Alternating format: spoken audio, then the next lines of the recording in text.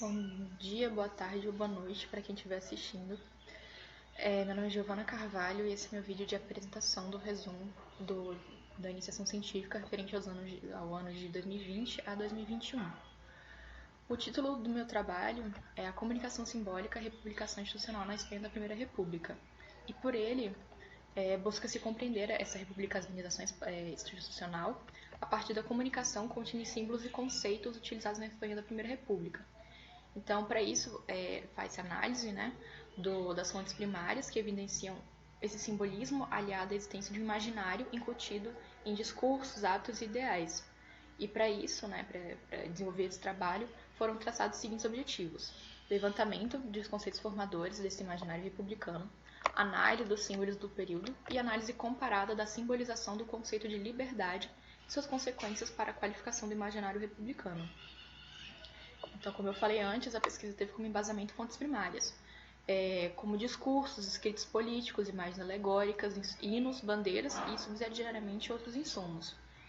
E para essa análise mais aprofundada, né, foram escolhidos e priorizados os discursos dos principais expoentes republicanos da época, que foram Pi e Margal e Emílio Castelar, ambos políticos, né, do período muito relevantes.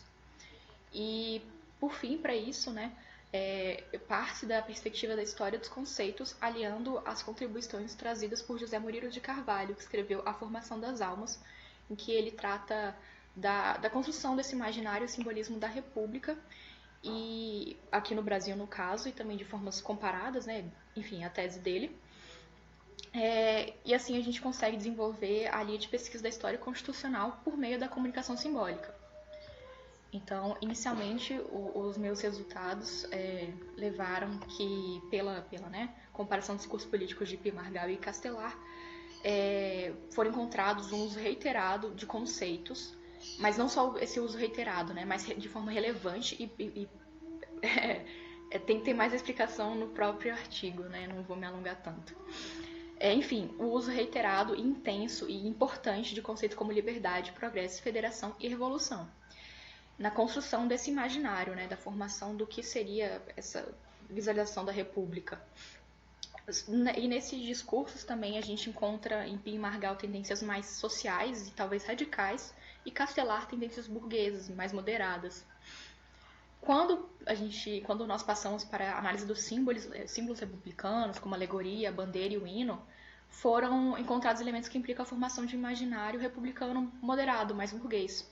Um exemplo que eu cito é a análise da figura feminina da Marianne, né, que é a Mariana no caso espanhol, né, a Marianne é a figura francesa, né, mas paralelamente tem a Mariana espanhola.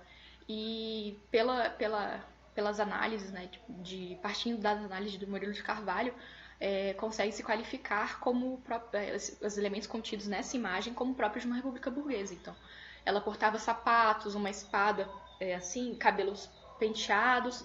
Então, elementos que configuram um porte mais de fundamentação mais burguesa. E por último, passa-se a análise da simbolização do conceito de liberdade, né? Que é um conceito também contido na própria figura e hino. Então, quando nós vamos comparar com o encontrado nas repúblicas francesas e brasileiras, a francesa, né, reforça a hipótese da essência de imaginário republicano preponderantemente burguês. Então, para isso a gente chega à discussão e conclusão de que, pelo uso dos conceitos, sobre a ótica pelo uso reiterado dos conceitos de liberdade, progresso, federação e revolução, pela ótica dos conceitos, constata que eles são formadores, suas variações de aplicação permitem pontuar as tendências sociais e mais radicais de Pi e Margal e as tendências liberais e burguesas de Emílio Castelar. Mas quando chega-se à análise dos símbolos, pela ótica de José Murilo de Carvalho, a gente encontra elementos típicos de imaginário republicano burguês. E por fim, quando chega-se à análise comparada da simbolização de liberdade, de fato, reforça-se essa característica mais burguesa e liberal, mais similar ao caso brasileiro do que ao francês. E muito obrigada, esse é meu vídeo e até logo.